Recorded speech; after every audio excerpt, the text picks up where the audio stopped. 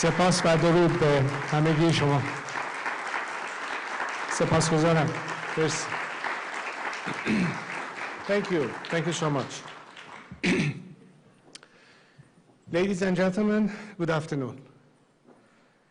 Mr. Reza, Dr. Ganji, members of the Nufti Board of Directors, thank you for having me.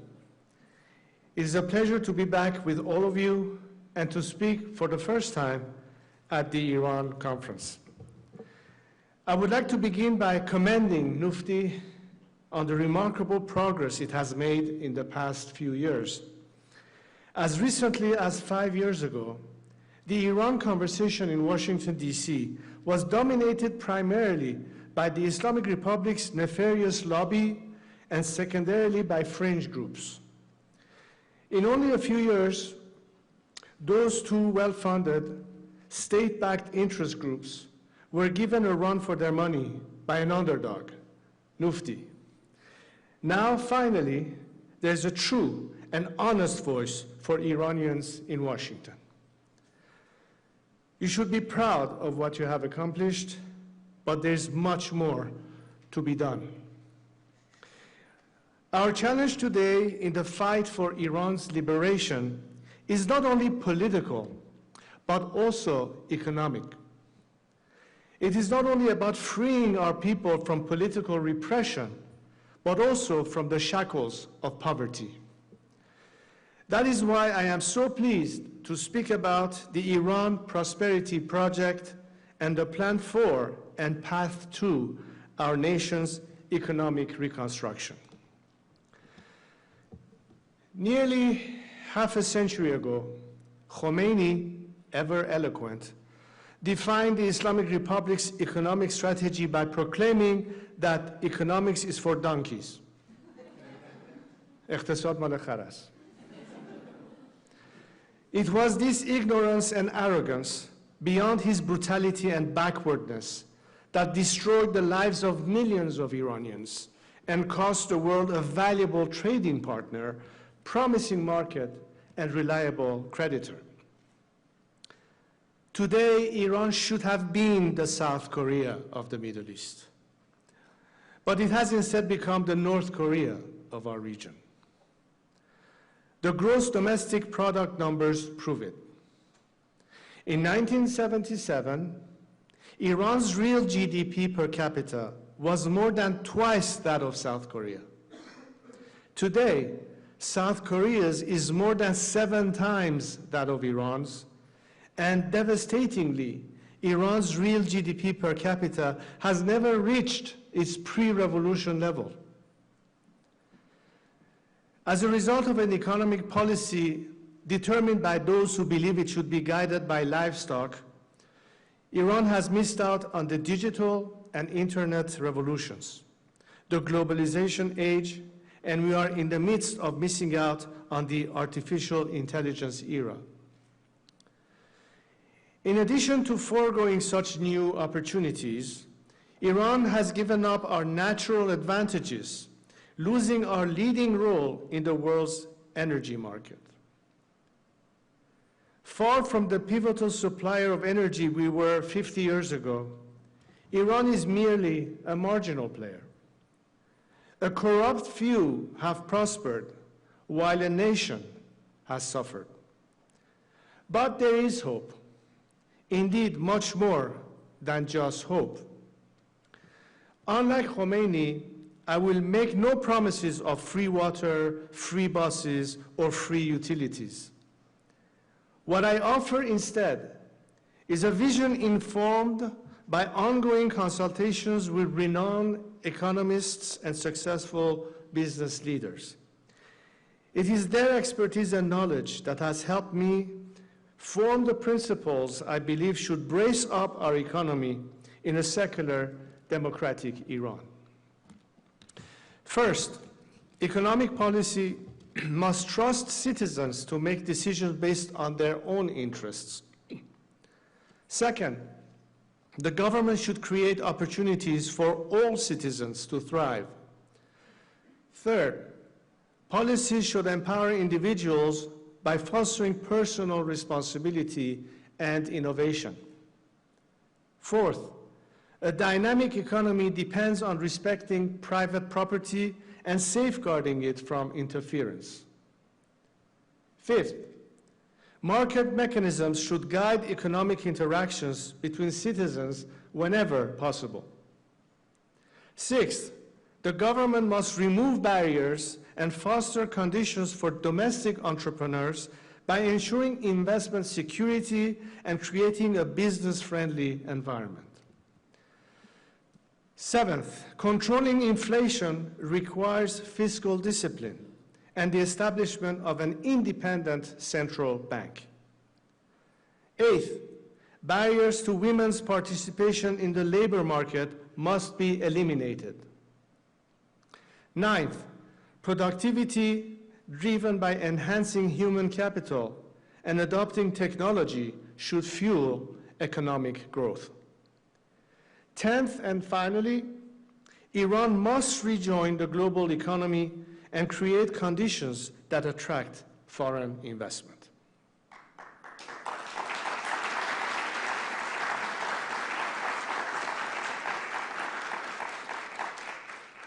There are existing international protocols, organizations, and fora that provides the framework for Iran to immediately and effectively re-enter the global marketplace, including the Financial Action Task Force, the International Budget Partnership, the International Labor Organization, the Multilateral Investment Guarantee Agency, and the Stockholm Arbitration Institution. In order to rebuild our economy, restore prosperity, and revive our nation, Iran does not need to reinvent the wheel, but we do need to abide by the economic principles that have helped other countries and regions to achieve economic revitalization.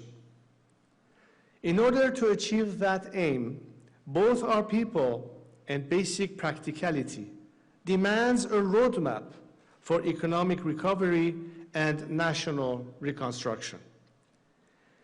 It is for that reason that I am so pleased to be here for the unveiling of the first phase of the Iran Prosperity Project.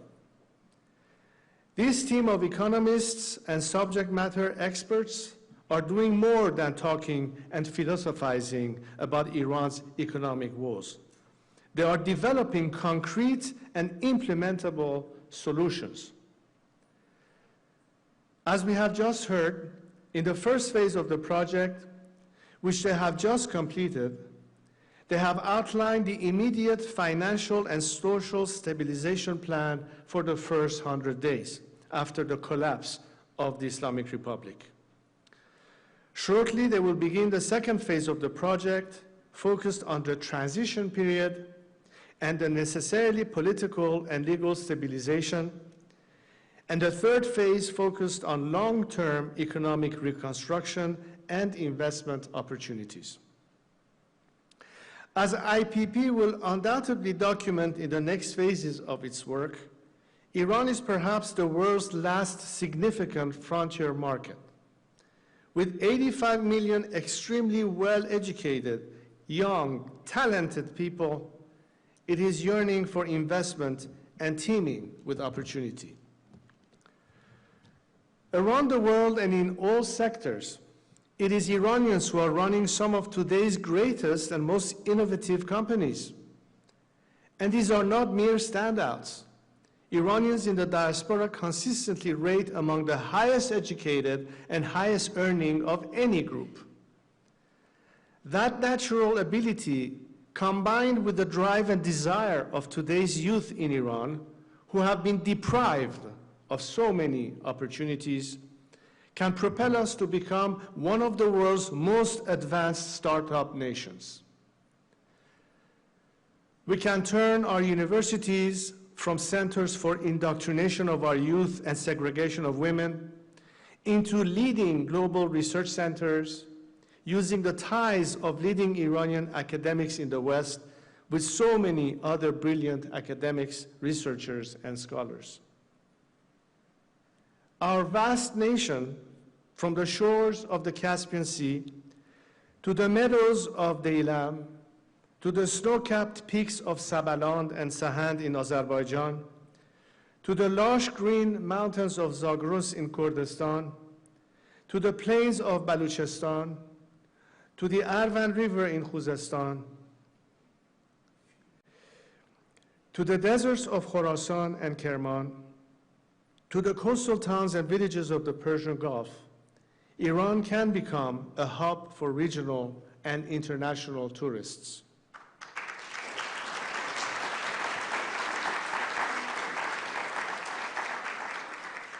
Of course, we need not turn our back on oil, natural gas, and petroleum industries. But instead of using it to fund terror, death, and destruction across the region, we can use it to invest in our people, rebuild our nation, and diversify our economy for the long term. Iran's greatest untapped resource isn't oil. It's the talent and drive of its people. And all of our people must be able to thrive.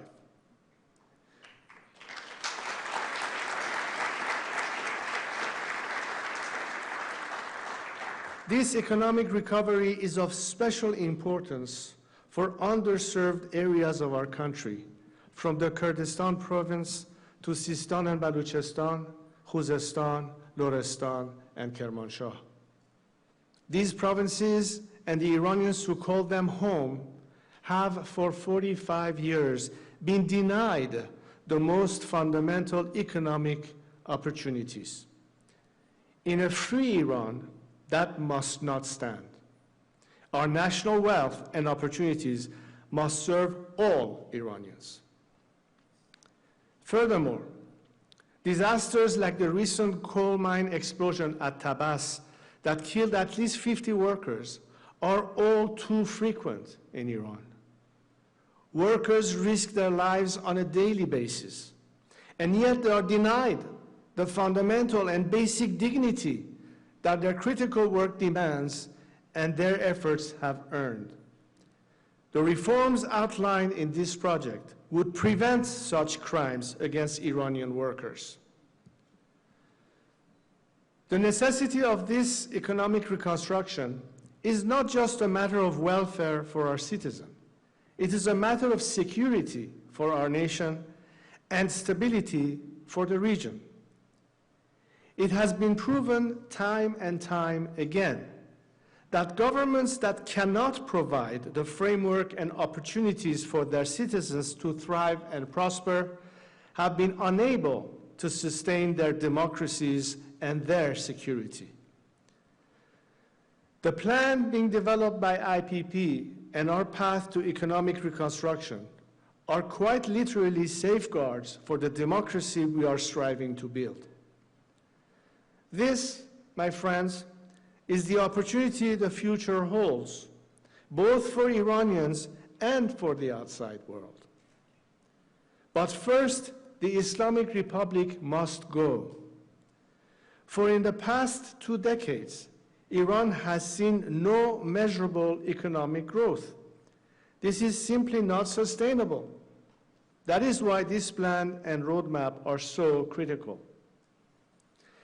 As I said last week in my address at the IAC National Summit, we seek partnership with the world. That partnership is not limited just to the political realm. Iran, when given the chance, will seek to again be a partner for investment, trade, and commerce. This is the path ahead of us. This is how we can rebuild our nation and renew our ties with the world. Not through the tired old drivel that Khamenei's henchman, Mr. Pezeshkian, has been sent to New York this week to deliver. Iran is not only ready for fundamental change, Iranians are risking their lives to bring it about.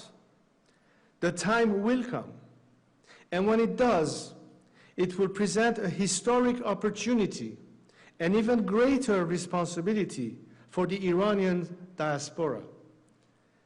It is them, those of you gathered here today, that I would like to address in closing.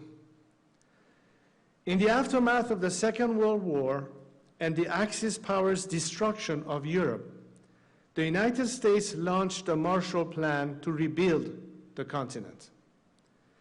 Iran, too, after the destruction the Islamic Republic has wrought, will need a Marshall Plan. The fall of the Islamic Republic is not the end, but the beginning of Iran's renaissance. This is what I, along with experts and business leaders, am planning for and working to bring to fruition when the transition happens. Be it for Iranians inside the country, the diaspora, or global investors, after nearly 5 decades, Iran will be open for business again. This is a project not just to bring down the Islamic Republic. It is a project to build up Iran. Soon, we will be able to rebuild our great nation together. Thank you. Thank you very much. Stefan.